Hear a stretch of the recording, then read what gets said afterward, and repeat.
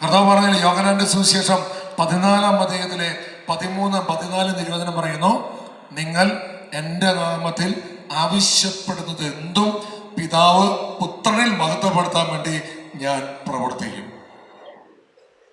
Hallelujah. 12-ാമത് നിരോധനം പറയുന്നു, സത്യം സത്യമായി ഞാൻ നമ്മോട് പറയുന്നു, എന്നിൽ വിശ്വസിക്കുന്നവനും ഞാൻ ചെയ്യുന്ന പ്രവൃത്തികൾ ചെയ്യും. അപ്പൊ എന്നാ പറഞ്ഞത്? കർത്താവിൽ വിശ്വസിക്കുന്നവൻ കർത്താവ് ചെയ്യുന്ന പ്രവൃത്തികൾ ചെയ്യും. അടുത്തിരിക്കുന്ന വ്യക്തിയുടെ കൈ പിടിച്ചോണ്ട് ചോദിക്കുക, ആ പ്രവൃത്തി നീ ചെയ്യുന്നുണ്ടോ ചോദിച്ചേ. ചെയ്യുന്നുണ്ടോ? കർത്താവ് പറയാണ്, വചനത്തിൽ പറയാണ്, എന്നാ പറയുന്നത്? ഞാൻ ചെയ്തിരുന്ന പ്രവൃത്തി അന്ധനെ സൗഖ്യപ്പെടുത്തുന്നു, മുടന്തനെ സൗഖ്യപ്പെടുത്തുന്നു, മരിച്ചവരെ ഉറപ്പിക്കുന്നു, കടലെ ശാന്തമാക്കുന്നു. ഹല്ലേലൂയ. ഞാൻ എൻ്റെ ധ്യാനം കോട്ടയത്ത് നടത്താം. ഇപ്പം ഇന്ന് ആരംഭിക്കും കോട്ടയത്ത്. ഇത് കഴിഞ്ഞ് അങ്ങോട്ട് പോകും കോട്ടയം ക്രിസ്ത്യനിൽ 3 ദിവസം ധ്യാനം. അപ്പോൾ ഏറ്റവും കൂടുതൽ ഇവിടുന്ന് ആൾക്കാർ വരും. തിരുവനന്തപുരം കടലോര മേഖലയിൽ നിന്ന് മരിയനാട് ആ ഭാഗങ്ങളിൽ ഒരുപാട് ആൾക്കാർ വന്നേ. ഒരു മിനിമം ഒരു 50 വരെയെങ്കിലും അവർ വരുവാണ്. അപ്പോൾ ഒരിക്കല് ഇപ്പം അടുത്ത കുറച്ച് നാളുകൾക്ക് മുമ്പ് അവര് ധ്യാനത്തിൽ വന്നു കഴിഞ്ഞപ്പോൾ ഞാൻ ആരാധനയ്ക്ക് എഴുന്നള്ളിച്ച് പ്രാർത്ഥിച്ചുകൊണ്ടിരിക്കുമ്പോൾ ദൈവത്തിന്റെ പരിശുദ്ധാത്മാവ് ശക്തമായ ഒരു സന്ദേശം തന്നെയാണ്. ഇവര് ഒരുപാട് വ്യക്തികൾ വേദനിച്ച് വന്നിരിക്കണം, സങ്കടപ്പെട്ടിരിക്കണം. ഞാൻ ആരാധനയ്ക്കിടെ ചോദിച്ചു, നിങ്ങളുടെ സങ്കടം എന്താണെന്ന് ചോദിച്ചു. അപ്പൊ അവർക്ക് പറഞ്ഞു, ഒരു 1.5 മാസമായി മീൻ ഈ ഇതൊക്കെ ചിലപ്പോൾ അവർ കണ്ടുകൊണ്ടിരിക്കണ്ടോ അവിടെ. അപ്പൊ ഞാൻ ഈ ലൈനിലൊക്കെ അവർ കണ്ടുകൊണ്ടിരിക്കണോ, ഓൺലൈനിൽ കണ്ടുകൊണ്ടിരിക്കണോ. 1.5 മാസമായി ഞങ്ങൾക്ക് മീൻ കിട്ടുന്നില്ല. എന്ത് കിട്ടില്ല? മത്സ്യബന്ധത്തിന് ഭർത്താക്കന്മാരും മക്കളും പോയിട്ട് മീൻ കിട്ടുന്നില്ല. കടം മേടിച്ചിട്ടാണ് ഞങ്ങളിപ്പോ ഈ ധ്യാനത്തിന് തന്നെ പലരും വന്നിട്ടുള്ളത്. ബ്രദർക്ക് ഇൻസ്പിറേഷൻ, ഉൾപ്രേരണ കിട്ടി. ഇനി ഞങ്ങൾ വിശ്വസിക്കുന്നു ഭയങ്കര അത്ഭുതങ്ങൾ അവിടെ നടക്കുമെന്ന്. ഞങ്ങൾ സൂചിച്ചു പ്രാർത്ഥിച്ചു. അതിനുശേഷം എന്നോടൊപ്പമുള്ള ബ്രദറിന്റെ അടുത്ത് ഞാൻ പറഞ്ഞു, നമുക്കൊരു കാര്യം ചെയ്യാം, അടുത്ത ആഴ്ച എന്തെങ്കിലും അവിടേക്ക് ഒന്ന് പോകാം. ആ ക്രിസ്മസിന്റെ ആ കാലഘട്ടമായിരുന്നു. അങ്ങനെ ഞാൻ ആ ബ്രദറിനെ കൂട്ടി അവരുടെ നാട്ടിലേക്ക് എത്തി. അപ്പൊ ഇവരുടെ വീടുകളിലേക്കൊക്കെ പോയി സംസാരം കഴിഞ്ഞു. അവരുടെ അടുത്ത് ഞാൻ ജോസ് എന്ന് പറഞ്ഞ വ്യക്തി, ആ വ്യക്തിയുടെ അടുത്ത് ഞാൻ പറഞ്ഞു, ജോസിന് ആംബുലൻസില് തല ഓട് പൊട്ടി കൈകൾ കാലുകളൊക്കെ ഒടിഞ്ഞ് തിരുവനന്തപുരത്ത് നിന്ന് ഓടേത് ആംബുലൻസിൽ കൊണ്ടുവന്ന ജോസ് ഇപ്പോ മീൻ പിടിക്കാറായി. അപ്പം ആ ജോസിന്റെ അടുത്ത് ഞാൻ പറഞ്ഞു, നീ ബോട്ട് എടുക്കാൻ പറഞ്ഞു. അപ്പോൾ ബ്രദർ എന്തിനാ ചോദിച്ചു. നമുക്കൊന്ന് ഉൾക്കടൽ വരുന്ന ബോട്ട് വരാം. എവിടെ ബോട്ട് വരാം? ഉൾക്കടലിരിക്കുന്ന ബോട്ട് വരാം. ബ്രദറിന് പരിചയമുണ്ടോ? ഉൾക്കടലിലേക്ക് പോയുള്ള പരിചയമുണ്ടോ? തെറ്റത്ത് തിരമാലടിക്കുന്ന ഭാഗം കുഴപ്പമില്ല. പിന്നെ ഉൾക്കൊള്ളിൽ വരുമ്പോൾ ചിലപ്പോൾ ചുരുക്ക് മണം വരും, ചിലപ്പോൾ ഛർദിയിൽ വരും.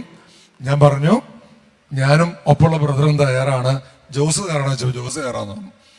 അങ്ങനെ ഞങ്ങൾ 3-4 പേരെയും കൂടി ഉൾക്കടലിലേക്ക് പോയി. പോകുന്ന വഴിയില് പ്രാർത്ഥിച്ചു, ബന്ധിച്ചു, പ്രാർത്ഥിച്ചു. എല്ലാം കഴിഞ്ഞ് 1 മണിക്കൂർ 1.5 മണിക്കൂർ കഴിഞ്ഞപ്പോൾ തിരികെ എത്തി. ആ ബ്രദർ പറഞ്ഞു, താങ്കൾ ഇടുക്കിയെ പോയിക്കോ, ഞാൻ തൃശ്ശൂർ പോവാന്ന് പറഞ്ഞ് ഞാൻ തൃശ്ശൂർക്കും പോന്നു. അന്ന് രാത്രിയിലെ ആ വള്ളം എന്ന് പറഞ്ഞു കഴിഞ്ഞാൽ ബോട്ട്, ഈ മിഷനുള്ള ആ ബോട്ട് പോയി.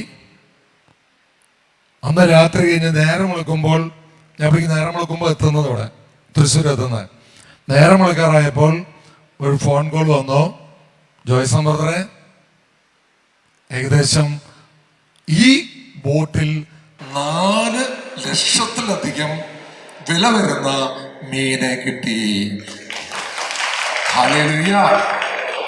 പറഞ്ഞ് ഞങ്ങൾ പോയി പ്രാർത്ഥിച്ച ആ ബോട്ടില് 4 ലക്ഷം 4 ലക്ഷം ഉണ്ടോന്ന് പറഞ്ഞ ആ വിലയുള്ള മീന് അന്നൊരൊറ്റ രാത്രി കൊണ്ട് കിട്ടിയെന്ന് പറഞ്ഞ് അടുത്തിരിക്കുന്ന വ്യക്തിനെ കൈപ്പിടിച്ചോണ്ട് പറയാ, നമ്മൾ മോശക്കാരാണോ?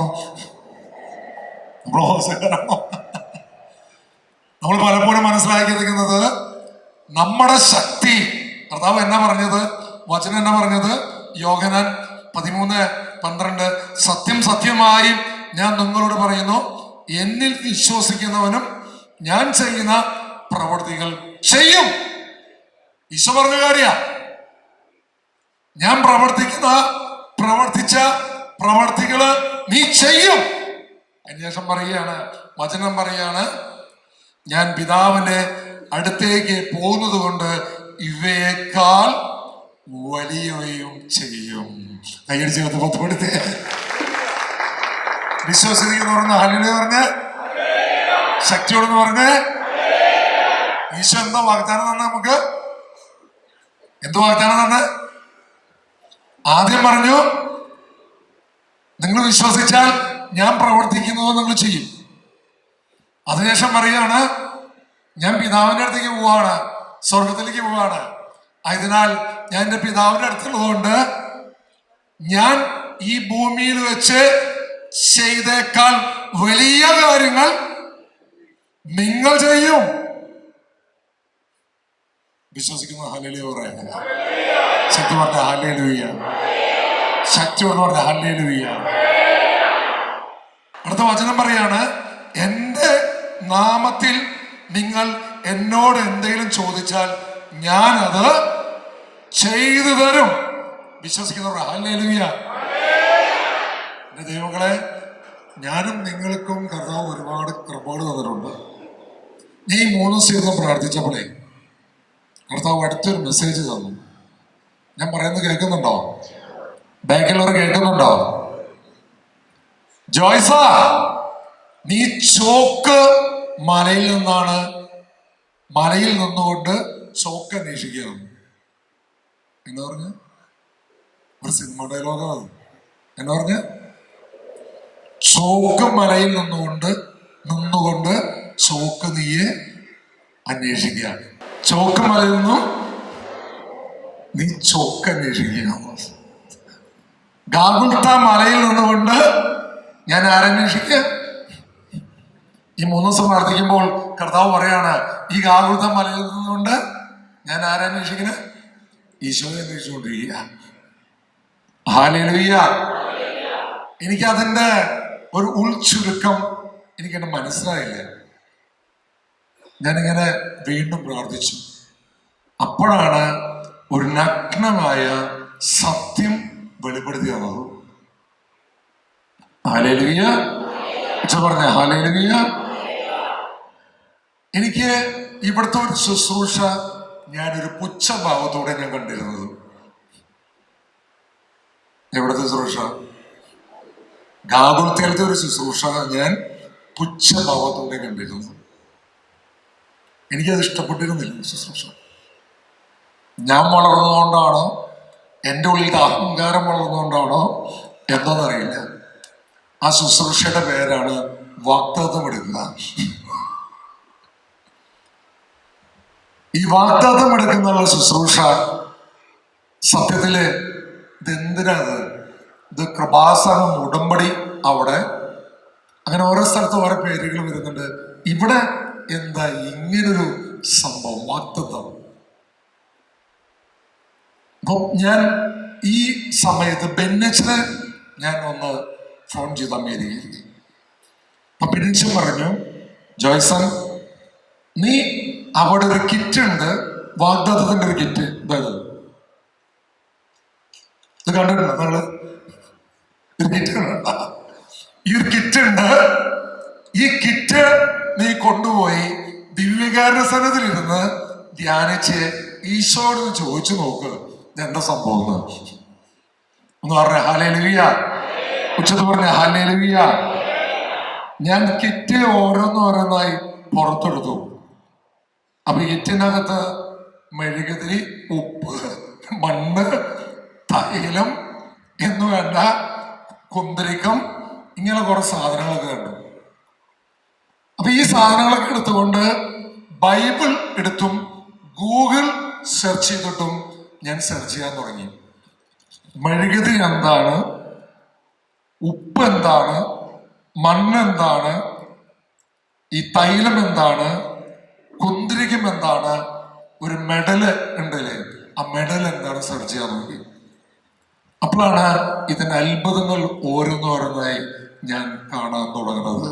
കൈയടിച്ച് ദൈവത്തെ ശക്തി പറഞ്ഞ ഹല്ലേലൂയ, ഉച്ചത്തിൽ പറഞ്ഞ ഹല്ലേലൂയ.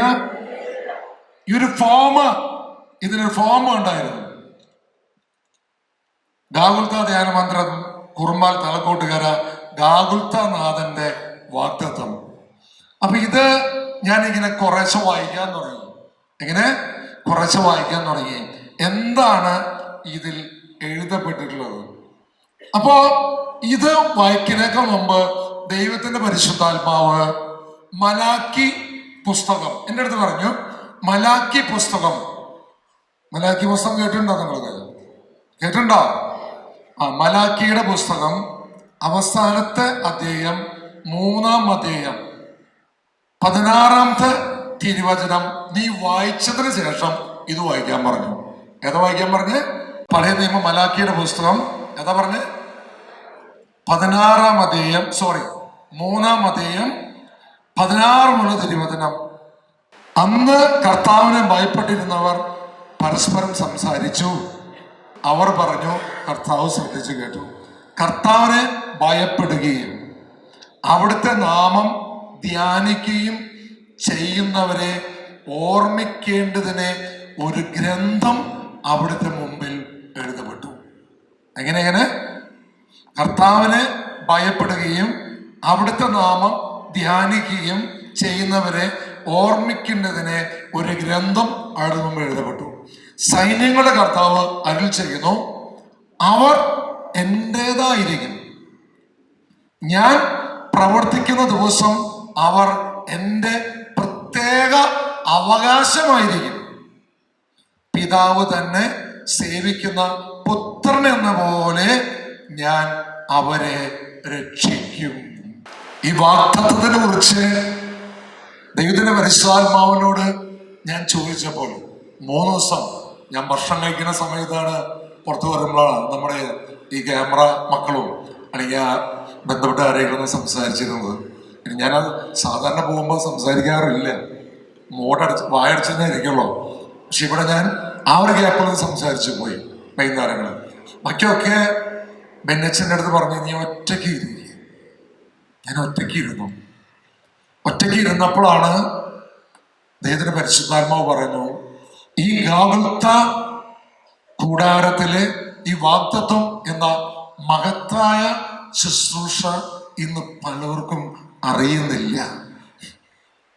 അറിഞ്ഞാൽ മലാക്കിയുടെ പുസ്തകം 3-ാം അധ്യായം 16-ഉം 17-ഉം ആ വചനം ഒന്നും വായിച്ചു ചേച്ചി. അവസാനത്തെ വാക്ക് വായിച്ചേ. കർത്താവ് അന്ന് കർത്താവിനെ ഭയപ്പെട്ടിരുന്നവർ പരസ്പരം സംസാരിച്ചു. അവർ പറഞ്ഞത് കർത്താവ് ശ്രദ്ധിച്ചു കേട്ടു. കർത്താവിനെ ഭയപ്പെടുകയും അവിടുത്തെ നാമം ധ്യാനിക്കുകയും ചെയ്യുന്നവരെ ഓർമ്മിക്കേണ്ടതിന് ഒരു ഗ്രന്ഥം അവിടുത്തെ മുൻപിൽ എഴുതപ്പെട്ടു. സൈനികരുടെ കർത്താവ് അരുളി ചെയ്തു, അവർ എന്റേതായിരിക്കും. ഞാൻ പ്രവർത്തിക്കുന്ന ദിവസം അവർ എൻ്റെ പ്രത്യേക അവകാശമായിരിക്കും. പിതാവ് തന്നെ സേവിക്കുന്ന പുത്രനെ എന്ന പോലെ ഞാൻ അവരെ രക്ഷിക്കും. ഉച്ചത്തിൽ പറഞ്ഞ ഹല്ലേലൂയ. അപ്പൊ ഇത് വായിച്ചവരൊന്ന് കൈയുയർത്തിയേ. ഇത് വായിച്ചിട്ടുള്ളവര്, അതായത് വാഗ്ദാത്തത്തിന്റെ ഈ പേപ്പർ വായിച്ചിട്ടുള്ള കൈയുയർത്തിയേ. വളരെ കുറച്ചു പേരാണ് ഇത് വായിച്ചവര്. അടുത്തിരിക്കുന്ന വ്യക്തിയുടെ കയ്യിൽ നിന്ന് പിടിച്ച് ഇത് വായിക്കുന്നത് നല്ലതാന്ന് പറയും. എങ്ങനെ? ഇത് വായിക്കുന്നത് നല്ല. ഇത് വായിച്ചു കഴിഞ്ഞപ്പോൾ പറയാണ്, 40 ദിവസത്തെ ഒരു യജ്ഞം, 40 ദിവസം വചനത്താൽ വിശുദ്ധീകരിക്കാൻ ഉള്ള ഒരു ക്യാപ്സൂൾ രൂപമാണ് ഇതിലെ ദൈവത്തിന്റെ പരിശുദ്ധാത്മാവ് ബെന്നിച്ചിനോട് കൊടുത്തത്. 40 ദിവസം. ഞാനത് ചോദിച്ചു, ഇതില് 40 അടി കൊണ്ടതിനെ കുറിച്ചും അല്ലെങ്കിൽ ചട്ടവാറടിച്ച് പിന്നെ ഒന്നുകൂടി ഞാൻ വ്യക്തമായി ചോദിച്ചു, ഒന്നും കൂടി കർത്താവെ നീ എനിക്ക് വെളിപ്പെടുത്തി തരണേ എന്ന് ചോദിച്ചപ്പോൾ കർത്താവ് ലൂക്കായുടെ സുവിശേഷം 4, മത്തായിയുടെ സുവിശേഷം 4 ഇതൊക്കെ വായിക്കുമ്പോൾ കർത്താവ് ശുശ്രൂഷയ്ക്ക് ഇറങ്ങുന്നതിനേക്കാൾ മുമ്പ് എത്ര ദിവസം ഇരുന്ന് പ്രാർത്ഥിച്ചു? പറയേ.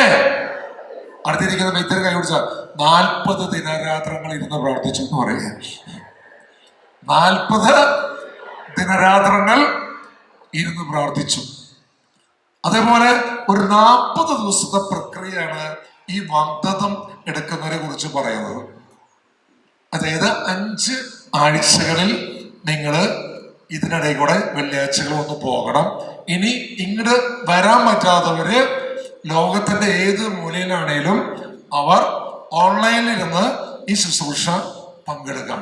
രോഗികളാണെങ്കിൽ ഓൺലൈനിലുള്ള ശുശ്രൂഷ പങ്കെടുക്കാം. ഇതാണ് പറഞ്ഞത്. ഒന്ന് ഉറക്കെ പറഞ്ഞ ഹല്ലേലൂയ. ചെന്ന് പറഞ്ഞ ഹല്ലേലൂയ. ഇതിൽ പറഞ്ഞിട്ടുള്ളത് ഇങ്ങനെയാണ്, ഈ 40 ദിവസങ്ങളുടെ ശുശ്രൂഷയുടെ 5 ഘട്ടങ്ങൾ കടന്നു പോകണം. എന്ന് പറയണോ, 1 ദൈവത്തെ അന്വേഷിക്കുക. ഇത് തെറ്റാണോ പറയുന്നത്? തെറ്റാണോ? 1 ദൈവത്തെ അന്വേഷിക്കുക. അപ്പൊ ദൈവത്തെ അന്വേഷിക്കാൻ ഉള്ള മാർഗം കൊടുത്തത് എല്ലാ ദിവസവും നിങ്ങൾ സാധിക്കുന്നവരെ വിശുദ്ധ കുർബാനയിൽ പങ്കുകൊള്ളുക. ഈ 40 ദിവസം എല്ലാ ദിവസവും വിശുദ്ധ കുർബാനയിൽ പങ്കെടുക്കുക. 2 പറഞ്ഞോ, വ്യക്തിപരമായ പ്രാർത്ഥന നിങ്ങൾ ഉണ്ടാകണം. കർത്താവ് എത്ര നല്ല പ്രവൃത്തി ചെയ്യുന്നുണ്ടെങ്കിലും ഞാൻ എൻ്റെ വ്യക്തിപരമായി ഞാൻ പറയാം, 21 വർഷം കഴിഞ്ഞു ഞാൻ ശുശ്രൂഷയിലേക്ക് വന്നിട്ട്. തൃശ്ശൂർ കാൽവരി, ഗാഗുൽത്ത, പാലക്കാട് സീനായി, പിന്നെ പുറത്ത് ശുശ്രൂഷകള് ഇപ്പൊ ഇവിടെ ഇടയ്ക്ക് സഹായിക്കാൻ വരുന്നുണ്ട്. അപ്പം 21 വർഷം കഴിഞ്ഞു. 21 വർഷം എവിടെ ശുശ്രൂഷയിലാണേലും രാവിലെ എഴുന്നേറ്റ് പ്രാർത്ഥിച്ച് ഞാൻ ശുശ്രൂഷയിലേക്ക് വരുള്ളൂ. ഒന്ന് കേടിച്ച് നിർത്തപ്പെടുത്തി. എനിക്ക് നല്ല ഓർമ്മയുണ്ട്. ഞാൻ ഈ ശുശ്രൂഷ തുടക്ക കാലഘട്ടത്തില് അതിന് എറണാകുളത്തായിരുന്നു. അപ്പൊ അന്ന് ബിസിനസ് ഞാൻ നിർത്തിക്കൊണ്ടിരിക്കുകയായിരുന്നു. അപ്പം ഞാൻ കിടക്കുന്ന റൂമില് പുലർച്ചെ ഞാൻ എഴുന്നേൽക്കുമ്പോൾ എനിക്ക് ഉറക്കം വരുമ്പോൾ ഞാൻ ചെയ്യാന്നറിയോ, അവിടുത്തെ മരക്കെട്ടിലുണ്ട്. ആ മരക്കെട്ടിലെടുത്ത് എൻ്റെ ഈ പെരുവിരലിൽ, അതായത് കാലിൻ്റെ പെരുവിരലത്തിന് മുകളിൽ കയറ്റി വയ്ക്കും. നല്ല കാരണമുള്ള കെട്ടില്ല, നല്ല വേദനയാണ്. ആ വേദന വെച്ചുകൊണ്ടിരിക്കുമ്പോൾ സ്വസ്ഥനായ നന്മ നിറഞ്ഞ പറയുമേ പ്രാർത്ഥന അങ്ങനെ പ്രാർത്ഥിച്ചുകൊണ്ടിരിക്കും. അങ്ങനെ ആ ട്രെയിനിങ്, അപ്പോൾ ചേച്ചന്മാരുടെ ട്രെയിനിങ് നല്ല ട്രെയിനിങ് ആയിരുന്നു. അവർ പറഞ്ഞിട്ടൊന്നുമല്ല കേട്ടോ, എനിക്ക് ആത്മാവ് പ്രവർത്തിച്ച് ഞാൻ പ്രവർത്തിക്കാൻ തുടങ്ങിയ അന്ന് മുതലേ 21 വർഷത്തോളമായി രാവിലെ അതായത് ദൈവത്തിന്റെ അഭിഷേകത്തിൽ നിങ്ങൾ നിലനിൽക്കണമെങ്കിൽ പ്രഭാതത്തിൽ ഉണർന്നിരുന്ന് നിങ്ങൾ പ്രാർത്ഥിക്കണം. കൈയടിച്ച് ദൈവത്തെ ഇതിൽ തന്നെ പറയുന്നുണ്ട്, പുലർച്ചെ 3 മണിക്ക് എഴുന്നേറ്റ് പ്രാർത്ഥിക്കാൻ പറയുന്നുണ്ട്, ഉച്ച തിരിഞ്ഞ് 3 മണിക്ക് എഴുന്നേറ്റ് പ്രാർത്ഥിക്കാൻ പറയുന്നുണ്ട്. ഈ വാഗ്ദത്തം പറയുന്നുണ്ട്.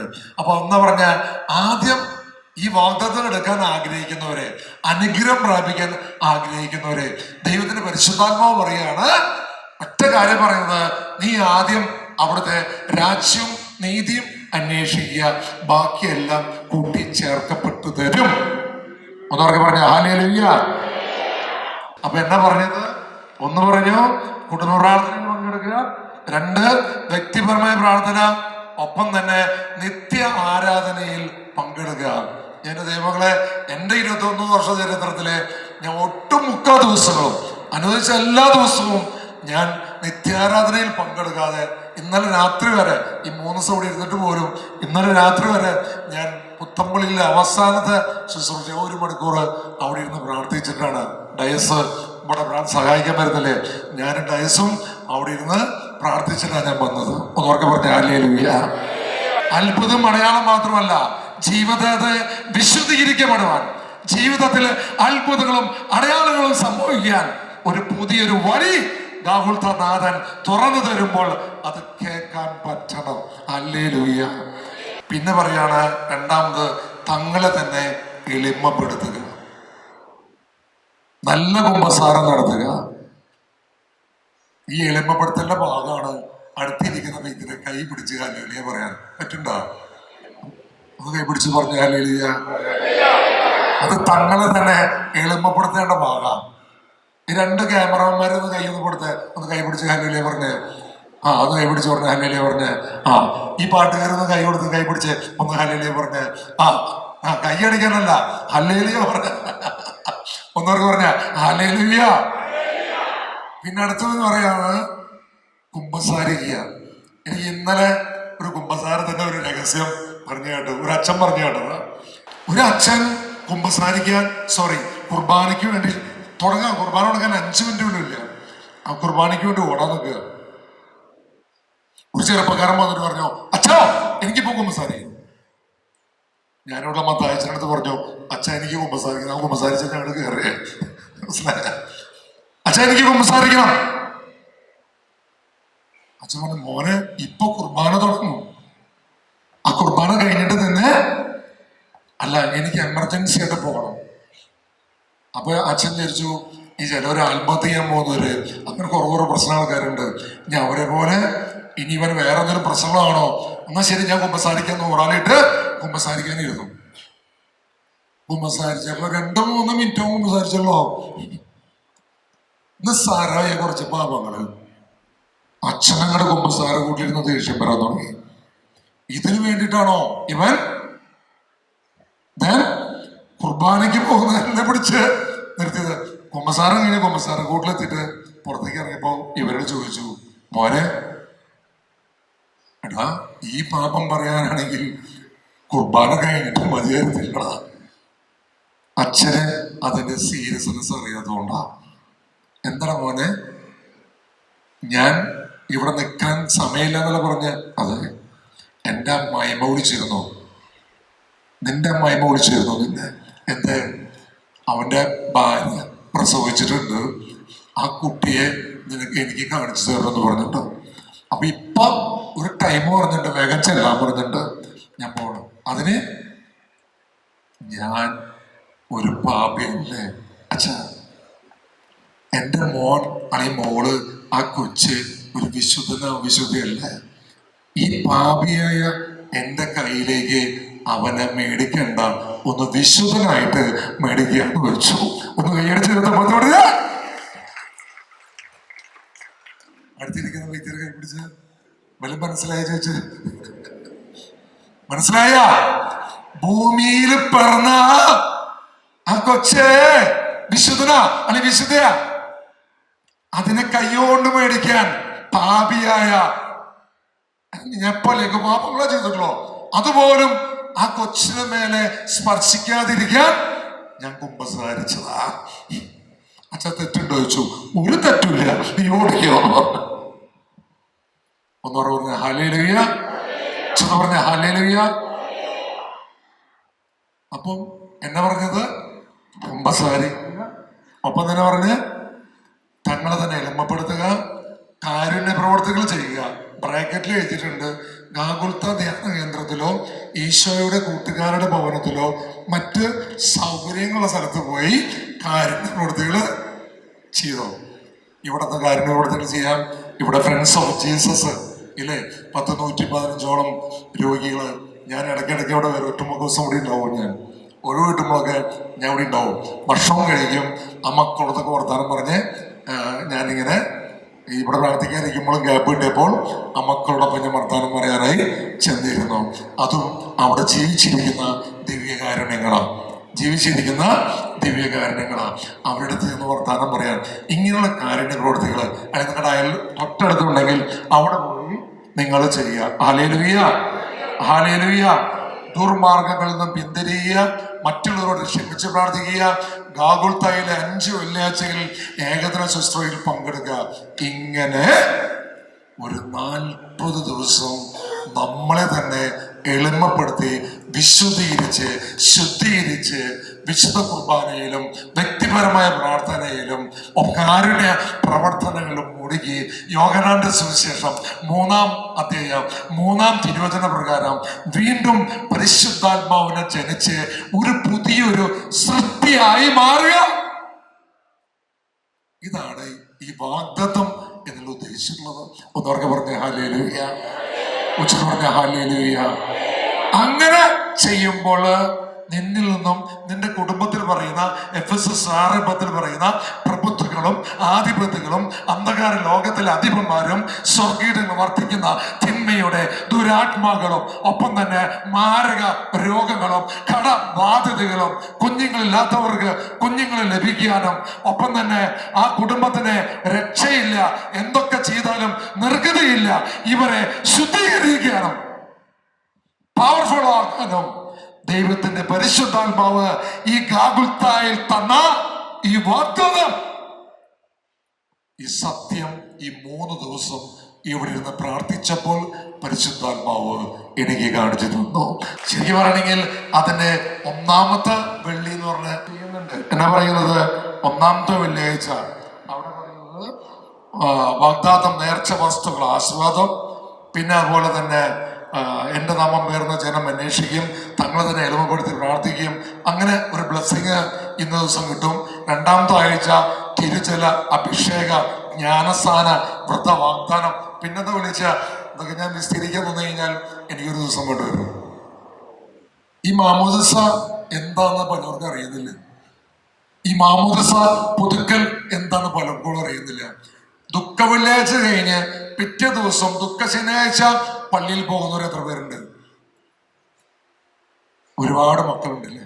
അന്നത്തെ ദിവസം എന്താ നടക്കുന്നത്? മാമോദിസ പുതുക്കലാണ് ചെയ്യുന്നത്. മാമോദിസ എന്നത് വിശുദ്ധ ഗ്രന്ഥത്തിൽ വ്യക്തമായി എവിടെ എഴുതിയിട്ടുള്ളത്? വിശുദ്ധ പൗലോസ്ലീഹ റോമക്കാർക്ക് എഴുതിയ ലേഖനം 6-ാം അധ്യായം വായിക്കുമ്പോൾ ക്രിസ്തുവിനോടൊപ്പം സംസ്കരിക്കപ്പെടാനും ക്രിസ്തുവിനോടൊപ്പം ഉയർക്കപ്പെടാൻ വേണ്ടിയാണ് എന്ന മാമോദിസയെ കുറിച്ച് അന്നത്തെ ദിവസം ദുഃഖ ശനിയാഴ്ച വായിക്കുന്നുണ്ട്. അപ്പൊ മാമോദിസ എന്താണെന്നും ക്രിസ്തുവിനോടൊപ്പം സംസ്കരിക്കപ്പെടുമ്പോൾ പാപത്തിൽ നിന്നും നമുക്ക് വിടുതൽ ലഭിക്കാനും സ്വർഗത്തെ ലക്ഷ്യം വെച്ചുകൊണ്ട് പോകാനും, അങ്ങനെ പിറ്റത്തെ വെള്ളിയാഴ്ച ആ ഒരു വ്രതവാഗ്ദാനം ചെയ്യുമ്പോൾ 3-ാമത്തെ വെള്ളിയാഴ്ച തിരുരക്തത്തിന്റെ അഭിഷേകം. 1 പത്രോസ് 1:18-19 തിരുവചന പ്രകാരം കറയോ കളങ്കമില്ലാത്ത കുഞ്ഞാടിന്റെ തിരുരക്തം, ആ രക്തത്താൽ ഓരോ വ്യക്തികളെയും വിശുദ്ധീകരിച്ചുകൊണ്ട് അഭിഷേകത്താൽ നിറയ്ക്കാൻ, അല്ലാതെ വെറുതെ ആ വെള്ളി ഈ വെള്ളി നിയോഗ വെള്ളി എന്ന് പറഞ്ഞു പോവല്ല. ഇതൊക്കെ നിങ്ങൾ ഇരുന്ന് വായിച്ചു നോക്കി നോക്കുക. ഇവിടുന്ന് ഈ അത്ഭുത കിറ്റ് മേടിച്ച്, ഈ അത്ഭുത കിറ്റിനുള്ളിലുള്ള ഇതൊക്കെ ഞാൻ പറയുകയാണെങ്കിൽ കുറേ ഉണ്ട്. വിശുദ്ധീകരിച്ച വെള്ളം, ഈ വെള്ളം നമ്മളായിരിക്കുന്ന സ്ഥലങ്ങളിൽ ഈ വെഞ്ചരിച്ച വെള്ളം തെളിക്കുമ്പോൾ എന്താണ് സംഭവിക്കുന്നത് ഇതൊക്കെ ഗൂഗിളിൽ സെർച്ച് ചെയ്ത് നോക്കിയൊക്കെ. ഇല്ലെങ്കിൽ ഇതിൽ തന്നെ നമ്മൾ കാണിക്കുന്നുണ്ട്. ഞാൻ പറഞ്ഞില്ലേ, ഈ മെഴുകുതിരി, ഒപ്പം തന്നെ മണ്ണ്, കുന്തിരികം, തൈലം, ഇതൊക്കെ ഗൂഗിൾ സെർച്ച് നോക്കിക്കുക, വചനാടിസ്ഥാനത്തിൽ സെർച്ച് നോക്കിയോ എന്താണ് ബൈബിളിൽ പറയുന്നത്. ഇത് നമ്മുടെ ഭവനത്തിൽ കൊണ്ടുപോയി തൊഴിൽ മേഖലയിലേക്ക് കൊണ്ടുപോകുമ്പോൾ അല്ലെങ്കിൽ മെഴുകുതിരി എത്തിക്കുമ്പോൾ എന്താ സംഭവിക്കുന്ന അത്ഭുത രഹസ്യമാണ് ഈ വാഗ്ദത്തം. ഗാഗുൽത്തായിലെ ഈ വാഗ്ദത്തം എടുക്കുമ്പോൾ ഒരു വ്യക്തിയില് അവരുടെ കുടുംബത്ത് നടക്കുന്ന വലിയ ഒരു ചേഞ്ച്. അല്ലാതെ ഇവിടെ കുറെ ജനം വന്നു, കുറെ സാക്ഷ്യങ്ങൾ പറഞ്ഞു, ആ ഗാഗുൽത്തായിൽ വാഗ്ദത്തം എടുത്തു കഴിഞ്ഞപ്പോൾ എൻ്റെ ക്യാൻസർ മാറി, എനിക്ക് ഭവനം കിട്ടി. അതൊക്കെ അതിന്റെ ചെറുഭാഗങ്ങളാണ്. ദൈവത്തോടു കൂടി ആയിരിക്കുമ്പോൾ നമുക്ക് എല്ലാം ലഭിക്കും. അത് നിങ്ങൾ പറയണം, ഇവിടെ നിന്ന് പറയണം. ഈ വാഗ്ദത്തം എടുത്തപ്പോൾ അനുഗ്രഹം ലഭിച്ചവരെന്ന് കൈവരുത്തിയ വാഗ്ദത്തം എടുത്തിട്ട് അനുഗ്രഹം ലഭിച്ചവര് അവർ മാത്രം ഒന്ന് എഴുന്നേറ്റത് ജസ്റ്റ് ഒന്ന് കാണാനാ. ഇവിടെ വാഗ്ദത്തം എടുത്തപ്പോൾ അനുഗ്രഹം ലഭിച്ച എഴുന്നേറ്റ് ജസ്റ്റ് ഒന്ന് കാണാം. ചേട്ടൻ ഞാൻ 2 പേർക്ക് ഒരു ചാൻസ് എന്താന്ന് അറിയാനാ. ചേട്ടന്റെ പേര് ജോസഫ്. എവിടെ നിന്ന് വരുന്നത്? മറ്റം. വാഗ്ദത്തം എത്ര നാളെ എടുത്തിട്ട്? ഞാൻ 6 പ്രാവശ്യം എടുത്തിട്ടുണ്ട്. 6 പ്രാവശ്യം. അമ്മേ കൈയടിച്ചെടുത്ത്. അപ്പം ഒരു ഐസ്ക്രീം കഴിക്കുമ്പോൾ അതിന്റെ സുഖം അതില്ലെങ്കിൽ അതിന് മധുരം അറിഞ്ഞപ്പോൾ വീണ്ടും മേടിക്കുക. അപ്പൊ ആള് പറയാം 6 പ്രാവശ്യം. ഈ 6 പ്രാവശ്യം അനുഗ്രഹം കിട്ടിയ അനുഗ്രഹം 6 അനുഗ്രഹം കിട്ടിയിട്ടുണ്ട്. ഒരു അനുഗ്രഹം പറഞ്ഞ ഒന്നും ഇവിടെ മരുവന് സ്ഥിരമായിട്ട് ജോലി കിട്ടേണ്ട ആവശ്യം, അതിനുവേണ്ടി ഞാൻ ഭക്തത്തെടുത്ത് പ്രാർത്ഥിച്ചു, അത് ലഭിച്ചു. അതുമാതിരി മോൾക്ക് പരീക്ഷ പാസ്സാവാൻ വേണ്ടി അത് പ്രാർത്ഥിച്ചിട്ടുണ്ടായിരുന്നു. ഭക്തത്തെടുത്തിട്ട് അതിലും പാസ്സായി കിട്ടിയത്. ഇപ്പൊ കുർബാനയ്ക്ക് പോകണ്ട? ഇപ്പൊ ഉണ്ട്. ആര്? Daily pond. വാഗ്ദത്തത്തിന്റെ ഒരു മെച്ചാണ് ഡെയിലി 2 കുമ്പസാരം നടക്കുന്നുണ്ട്. ആഴ്ചയിൽ കുംസാരം, ആഴ്ചയില് കുമ്പസാരം നടക്കുന്നുണ്ട്. കുടുംബപ്രാർത്ഥന ഉണ്ട്, മുടങ്ങൻ വ്യക്തിപരമായ പ്രാർത്ഥന ഉണ്ട്, ബൈബിൾ വായന വായന. കൈയടിച്ചെടുത്ത് ഇതാണ് ദൈവം ആഗ്രഹിക്കുന്ന. ഈ ഭവനത്തിലേക്ക് ഒരു പിശാചും വരില്ല. മനസ്സിലാവുന്നുണ്ടോ? ഇതാണ് ഇതിന്റെ അത്ഭുത രഹസ്യം, വേറെ ഒന്നുമല്ല. അല്ലാതെ ഗാകുൽത്താര പേരുണ്ടാക്കാൻ വേണ്ടി ബെന്നച്ചനും കൂടെ അച്ഛൻ പറഞ്ഞ ഒരു സൂത്രവാക്യമൊന്നല്ല അത്. 5 വെള്ളിയാഴ്ചകള് നിങ്ങളെ തന്നെ എളിമപ്പെടുത്തി, നിങ്ങളെ തന്നെ വിശുദ്ധീകരിച്ച് എല്ലാ ദിവസവും കുർബാനയ്ക്ക് പോയി കുടുംബ പ്രാർത്ഥന നടത്തി, വ്യക്തിപരം നടത്തി, പുലർച്ചെ 3 മണിക്ക് എഴുന്നേറ്റ് പ്രാർത്ഥിച്ചു, അല്ലെങ്കിൽ ഉച്ചതിരിഞ്ഞ് 3 മണിക്ക് എഴുന്നേറ്റ് പ്രാർത്ഥിച്ചു, ബൈബിൾ വായിച്ചു, പുണ്യപ്രവർത്തികള്, കാരുണ്യ പ്രവർത്തനങ്ങള് ഇത് ചെയ്ത ഞാനും നിങ്ങളും എനിക്ക് വെളിപ്പെടുത്തി എന്നൊരു വചനം ഞാൻ പറഞ്ഞു. മലാക്കി 3:16-17 ഒന്നുകൂടി വായിച്ച് ഞാൻ നിർത്താൻ പോവാണ്. ആ ചേച്ചി വചനം ഒന്ന് വായിച്ച് മലാക്കിയുടെ. ഇത് ഞാൻ 3 ദിവസം ഇവിടെ ഇരുന്ന് പ്രാർത്ഥിച്ചപ്പോൾ ഇത് ഞാൻ പറഞ്ഞില്ല, സത്യം പറയുകയാണെങ്കിൽ ഇത് ഒരു പറ്റിക്കലാൻ ചേച്ചിരുന്നെന്താ ഞാൻ ഈ വാഗ്ദാത്തം എടുക്കുന്ന പരിപാടി. നീ അത് കേൾക്കുമ്പോൾ വളരെ അലർജിയായിരുന്നു. ഇതെല്ലാ സ്ഥലത്തും ഇങ്ങനെ പരിപാടി ഇതാണ്. പക്ഷെ ദൈവത്തിന്റെ പരിശ്രമം 3 ദിവസം കൊണ്ട് എനിക്ക് പഠിപ്പിച്ചു തന്നു. ഇത് ഈ ഏരിയയിൽ മാത്രമല്ല, ഓൺലൈൻ ശുശ്രൂഷയിൽ പങ്കെടുത്തിരിക്കുന്ന വ്യക്തികളല്ല, ലോകത്തിന്റെ ഏത് അതിർത്തിയിലിരുന്ന് ഈ വാഗ്ദാത്തം എടുത്തുകൊണ്ട് 40 ദിവസം തങ്ങളെ തന്നെ എളിമപ്പെടുത്തി വിശുദ്ധീകരിച്ച് എല്ലാ ദിവസവും കർത്താവിനെ അന്വേഷിച്ച് ഏക മനസ്സോടെ ആരൊക്കെ യാത്ര ചെയ്യുന്നുവോ അവരെല്ലാം അനുഗ്രഹിക്കപ്പെടും. എനിക്ക് അന്ന് കിട്ടിയ വചനം ഒരു വചനം അവസാനം പറയാം. ഈ 3 ദിവസം പ്രാർത്ഥിക്കുമ്പോൾ അത് കഴിഞ്ഞിട്ട് അതിന് ഞാൻ സ്റ്റഡി ചെയ്യ്. മലാക്കി 3:16-17 വായിച്ചോ. അന്ന് കർത്താവിനെ ഭയപ്പെട്ടിരുന്നവർ പരസ്പരം സംസാരിച്ചു. അവർ പറഞ്ഞത് കർത്താവ് ശ്രദ്ധിച്ചു കേട്ടു. കർത്താവിനെ ഭയപ്പെടുകയും അവിടുത്തെ നാമം ധ്യാനിക്കുകയും ചെയ്യുന്നവരെ ഓർമ്മിക്കേണ്ടതിന് ഒരു ഗ്രന്ഥം അവിടുത്തെ മുൻപിൽ എഴുതപ്പെട്ടു. ഒരു ഗ്രന്ഥം അവിടുത്തെ മുമ്പിൽ തുറക്കപ്പെട്ടു. പിന്നെ സൈന്യങ്ങളുടെ കർത്താവ് അരുളി ചെയ്യുന്നു, സൈന്യങ്ങളുടെ കർത്താവ് അരുളി ചെയ്യുന്നു, അവർ എന്റേതായിരിക്കും, അവർ എന്റേതായിരിക്കും. എന്നെ പറഞ്ഞ് ഈ വാഗ്ദാത്തം അല്ലെങ്കിൽ ഈ ജീവിത വിശുദ്ധി പാലിച്ചുകൊണ്ടിരിക്കുന്ന ദൈവമക്കളുടെ മലാക്കി പ്രവചനം 3:16-17 പറയുന്ന ഇത് എന്റേതാണ്, ഇവർ ഈ ജനം എന്റേതാ. പിന്നെ ഞാൻ പ്രവർത്തിക്കുന്ന ദിവസം അവർ എന്റെ പ്രത്യേക അവകാശമായിരിക്കും. അവർ എന്റെ പ്രത്യേക അവകാശമായിരിക്കും. ഒന്ന് ഉറക്കെ പറഞ്ഞ ഹല്ലേലൂയ, ഹല്ലേലൂയ. അടുത്തിരിക്കുന്ന വ്യക്തിയെ കൈ പിടിച്ചോണ്ട് പറയാം, വേണമെങ്കിൽ വാഗ്ദത്തം എടുത്തോന്ന് പറഞ്ഞോ. നിങ്ങള് ഈ പിക്ചർ കണ്ടോ? ഞാൻ നിർത്താൻ പോവാ. ഈ പിക്ചർ കണ്ടോ? കർത്താവിനെ അവിടെ ഈ പിക്ചർ കർത്താവിനെ ഈ തൂണുമേൽ കെട്ടിക്കൊണ്ട് 40 അടിയാണ് സാധാരണ പറയാം യഹൂദ ഇതനുസരിച്ച്. പക്ഷെ ഒരു വിശുദ്ധയ്ക്ക് വെളിപ്പെടുത്തി കൊടുത്തു 5480 അടി ഈ ശരീരത്ത് കൊടുത്തിട്ടുണ്ടെന്ന് പറഞ്ഞു. ഇതിൽ നിന്നും ഒഴുകിയ തിരുരക്തവും ഇതിൽ നിന്നും ഒഴുകിയ തിരുജലവും, ഈ രക്തവും ജലവും കൊണ്ട് നമ്മളെ തന്നെ വിശുദ്ധീകരിച്ചുകൊണ്ട് ഒരു പുതിയൊരു സൃഷ്ടിയാക്കി മാറ്റാൻ ദൈവത്തിന്റെ പരിശുദ്ധാത്മാവ് ഈ കാലഘട്ടത്തിൽ ബെന്നച്ചനിലൂടെയും ഒപ്പം തന്നെയുള്ള മറ്റ് എല്ലാ ശുശ്രൂഷകരിലൂടെയും ഇവിടെ പ്രാർത്ഥിക്കാമെന്ന് സഹായിക്കാൻ വരുന്ന അനേകം മക്കളിലൂടെയും ദൈവം തന്ന അനുഗ്രഹത്തിന്റെ അഭിഷേകത്തിന്റെ വലിയൊരു പൊൻ മലയാണ് ഈ വാഗ്ദാനം.